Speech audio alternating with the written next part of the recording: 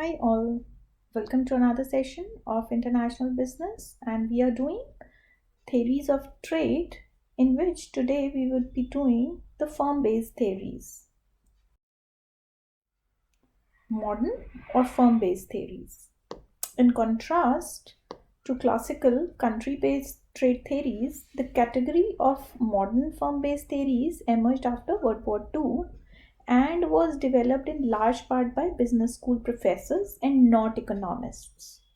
The firm-based theories evolved with the growth of the multinational companies.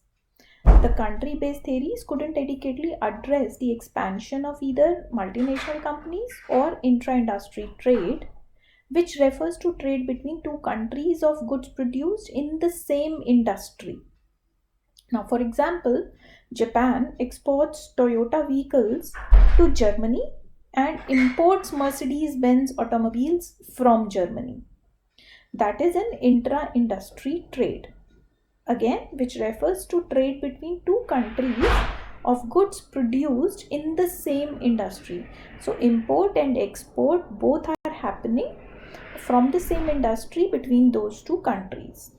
Now, unlike the country-based theories, firm-based theories incorporate other product and service factors, including brand and customer loyalty, technology, and quality into the understanding of trade flows. Country similarity theory. Now, Swedish economist Stephen Linder developed the country similarity theory, that is also known as Linders theory, in 1961. He tried to explain the concept of intra-industry trade. Linder's theory proposed that consumers in countries that are in the same or similar stage of development would have similar preferences. Now, in this firm-based theory, Linder suggested that companies first produce for domestic consumption. When they explore exporting, the companies often find that markets that look similar to their domestic one in terms of customer preferences offer the most potential for success. Linder's country similarity theory then states that the most trade in manufactured goods would be between countries with similar per capita incomes, and intra-industry trade will be common. Now, this theory is often most useful in understanding trade in goods where the brand names and product reputations are important factors in the buyer's decision making and purchasing processes. So, Linder's hypothesis. What is Linder's hypothesis? Now, it is an economic hypothesis that posits countries with similar per capita income will consume similar quality products. So, the countries with similar income would be using similar quality products, and this should lead to them trading with each other. The Linder hypothesis suggests that countries will specialize in the production of certain high quality goods and will trade these goods with countries that demand these goods. Now, the theory was proposed by Stephen Linder in 1961, as I have told you already. Now, understanding the Linder's hypothesis. So, the Linder's hypothesis works off the assumption that countries with similar income levels produce and consume similar quality goods and services. Research has shown that both export prices and demand are strongly correlated with income. Specifically, for the same quality of goods, though income is used as an approximation for demand. In this vein, the countries with high incomes likely consume more high quality products. So, the hypothesis basically focuses on high quality goods or the branded goods or the luxury goods, because the production of those goods are more likely to be capital intensive. Now, for example, if you may see that many countries produce automobiles, right? But not all countries have healthy export markets for these products. Whereas in Japan, in Europe, and in United States, you will see that there is an active trading of automobiles. Why? Because they have similar per capita incomes and they have similar preferences and tastes of consumers. So Linders hypothesized that nations with similar demands would develop similar industries. Now, these nations would then trade with each other in similar but differentiated goods. How can we test the Linders hypothesis? In fact, even if the evidences suggest that Linders hypothesis might be accurate, testing the hypothesis empirically has actually not resulted in definitive results. But what may be the reasons? So, the reasons why the testing hypothesis is proven difficult is because countries with similar levels of per capita income are generally located close to each other geographically as well. And the distance is also a very important factor in explaining the intensity of trade between the two countries, because you would tend to trade with your neighboring countries more than the distant countries, right? So, studies that do not support Linder have only counted countries that actually trade. That is, they do not input zero values for situation where trade could happen but does not or did not happen. Now, this has been cited as a possible explanation for their different findings. Also, Linder never presented a formal model for his theory, which resulted in different studies testing the Linder's hypothesis in different ways under varying conditions. Generally, a Linder effect has been found to be more significant for trade in manufactured products versus non manufactured products. Among manufactured products, the effect is more significant for trade in capital goods than in consumer goods, and more significant for differentiated products than for similar, more standard products. Now, we come to the next theory, international trade theory, and that is product life cycle theory. Now, who gave that? Raymond Vernon. Who was he? He was a Harvard Business School professor. What did he develop? He developed the product life cycle theory. And when did he do that? In the 1960s. What is this product life cycle theory regarding? It gives or throws light on the international trade theory. Now, what does this theory says? Now, this theory originating in the field of marketing actually, right? And it basically stated that there are three distinct stages in a product's life cycle. And what are those? The new product, the maturing product, and the standardized product. Now, the theory assumed that production of the new product will occur completely in the home country of its innovation. In the 1960s, this was a useful theory to explain the manufacturing success of the United States. US manufacturing was the globally dominant producer in many industries after World War II. It has also been used to describe how the personal computer went through its product life cycle. So the PC, the personal computer, was a new product in 1970s and developed into a mature product during the 1980s and 90s. Today, the personal computer is in a standardized product stage, and the majority of manufacturing and production process is done in low-cost countries like Asia and Mexico. And then the product life cycle theory has been less able to explain current trade patterns where innovation and manufacturing occur around the world.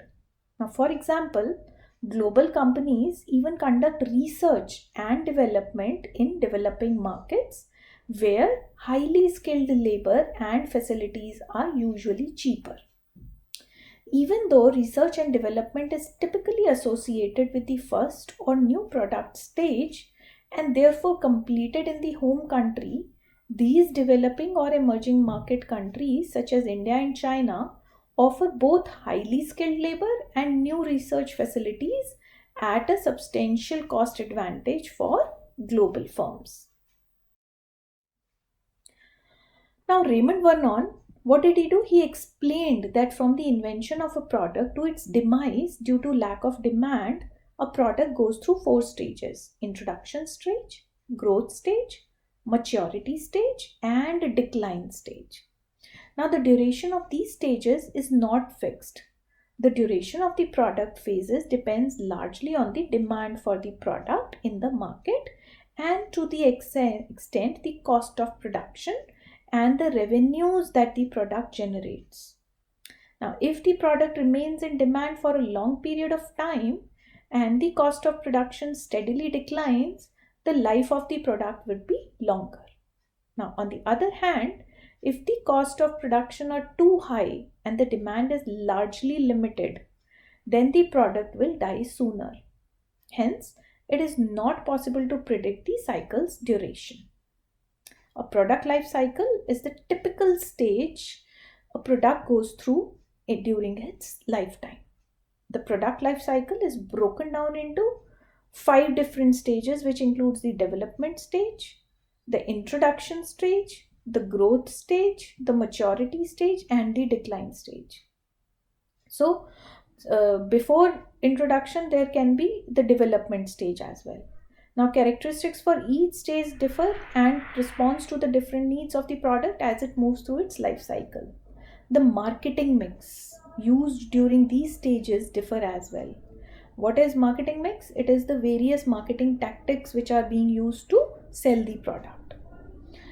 Understanding the product life cycle can help business owners and marketing managers plan a marketing mix to address each stage fully. Now, the theory of product life cycle was first introduced in 1950s to explain the expected life cycle of a typical product from design to obsolescence. A period divided into its phases of product introduction, product growth, maturity, and decline.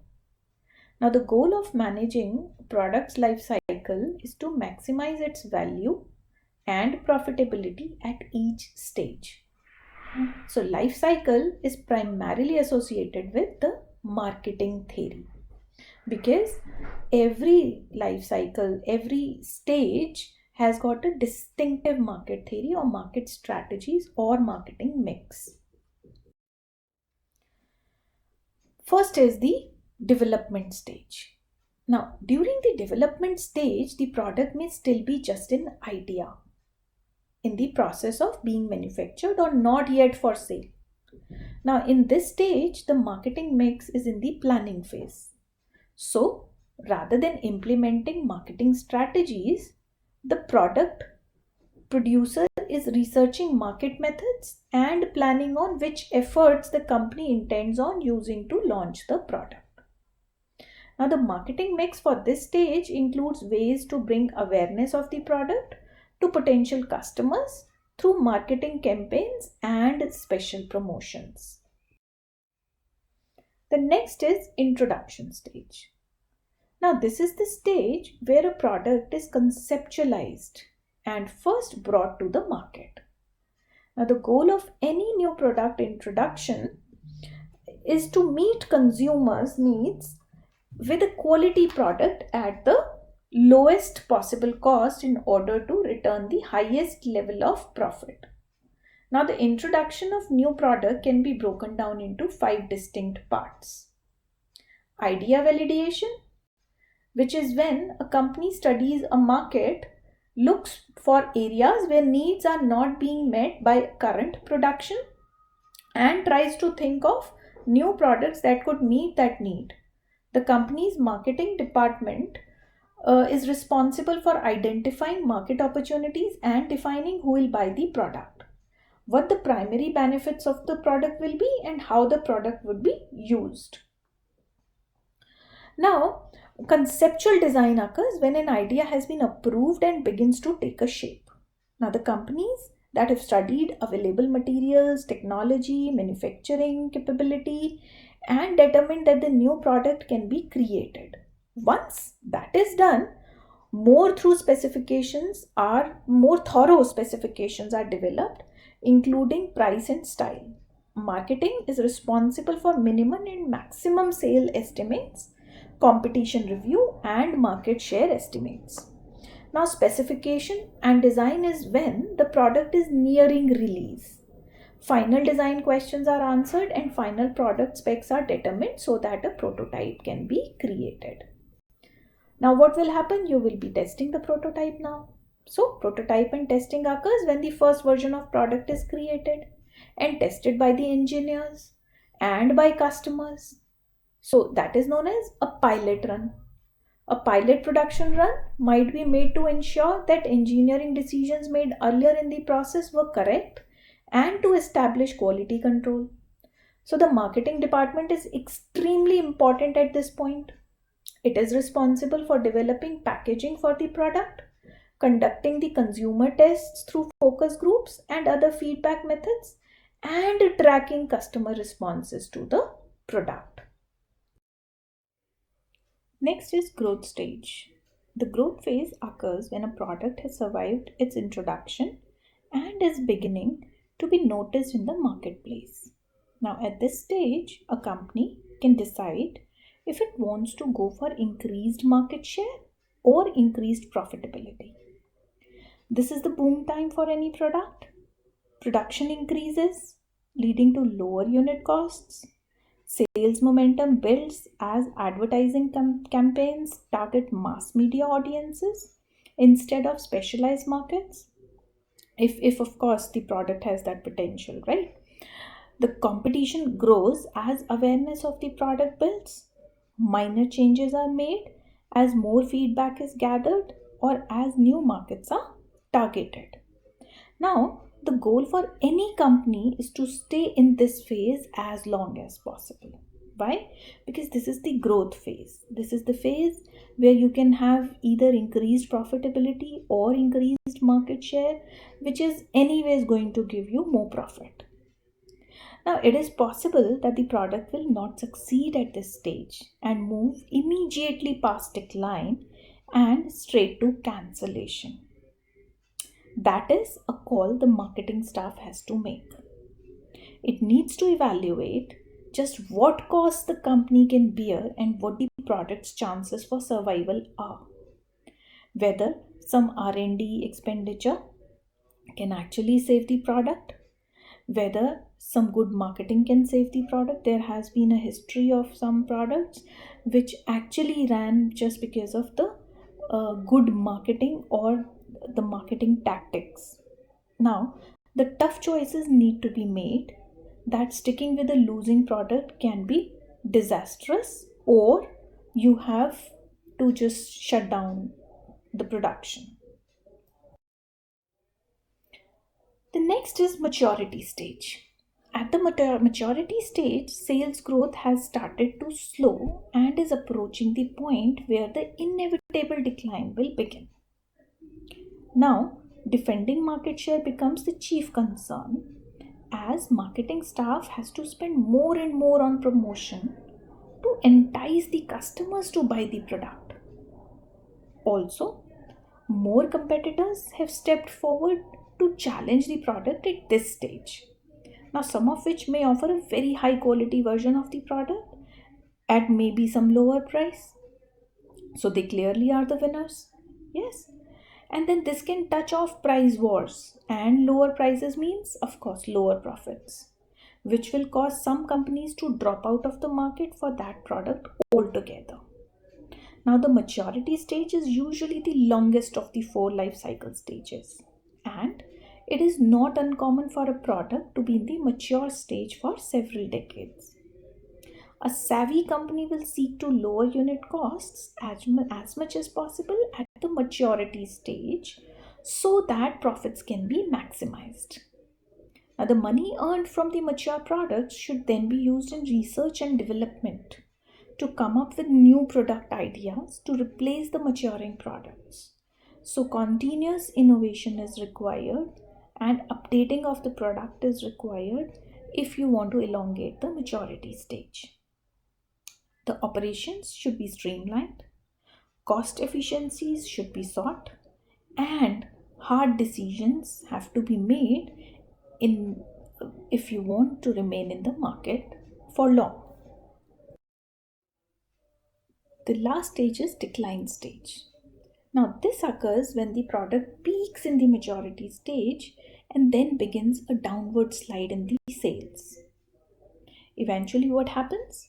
Revenues will drop to the point where it is no longer economically feasible to continue making the product. Investment is minimized. The product can simply be discontinued or it can be sold to another company. Also, there can be another option, that can be the third option, is to combine those elements. It's also viable but comes to fruition only rarely. Under such scene, the product is discontinued and stock is allowed to dwindle to zero. But the company sells the rights to supporting the product to another company, which then becomes responsible for servicing and maintaining the product. And that is what is decline stage. So, to summarize, there has been the stages: introduction, growth, maturity, and decline. The length of the stage varies for different products. One stage may last some weeks, while others even last decades. This shows that the product life cycle is very similar to the diffusion of innovation model that was developed by Rogers in 1976. The lifespan of product and how fast it goes through the entire cycle depends on, for instance, market demand and how marketing instruments are used. So, in case of the introduction stage, in order to create demand, investments are made with respect to consumer awareness and promotion of new product in order to get the sales going. Right? When more items of the product are sold, it will enter the next stage, and that is the growth stage. When many potential new customers have bought the new product, it will enter the next stage, and that is the maturity stage.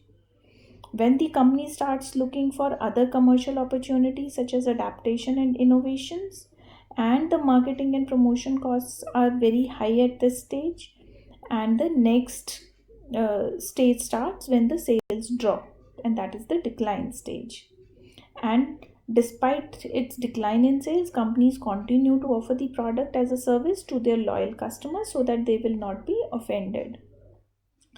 So, if we take an example, let us say, of product life cycle stages, um, it's not necessary that every product has to grow through each stage. So, there are products that never get beyond the introduction stage, whereas there can be products which can remain in the maturity stage for a longer time. Uh, like, for example, the Philips light bulb, which was a product that found itself in the maturity stage for decades. The duration of each stage depends on demand, production costs, and revenues. Low production costs and a high demand will ensure a longer product life. When production costs are high and there is a low demand for the product, it will not be offered on the market for a long time, and eventually it will be withdrawn from the market via the decline stage. Right? So, this is all about the product life cycle. And what are the problems with the product life cycle? While the product life cycle theory is widely accepted, it does have critics who say that the theory has so many exceptions and so few rules that it is meaningless. Among the holes in the theory that these critics highlight are: 1. That there is no set amount of time that a product must stay in any stage. Right, like I told you, that there can be not all the four stages may be present in one product life cycle. Each product is different and moves through these stages at different times. Also, the four stages are not the same time period in length, which is often overlooked. Next is that there is no real proof that all products must die. Some products have been seen to go from maturity back to a period of rapid growth thanks to some improvement or redesign. Some argue that saying in advance that a product must reach the end of life stage, it becomes a self-fulfilling prophecy that companies subscribe to. Critics say that some businesses interpret the first downturn in sales to mean that a product has reached decline and should be killed, thus terminating some still viable products prematurely. Also, the theory can lead to an overemphasis on new product releases at the expense of mature products. Therefore, when in fact the greater profits could possibly be derived from the mature product if a little work was done on revamping the product. So you have to take care of that. Also, this theory emphasizes on individual products instead of taking larger brands into account. A brand may have n number of products. So Louis Vuitton makes the handbags, purses, wallets, shoes, belts, accessories, but this theory only may be considering the handbags only or the shoes only. So it focuses on various products and not the brands. Then the theory does not adequately account for product redesign and or reinvention. So it doesn't say much about, or it doesn't take into consideration the redesigning, which can throw a product again from maturity to the first stage of introduction. So these are the problems with this theory, and hence it uh, gives us a scope to go for other theories in the next session. These are the references for the current topic. Thank you for listening.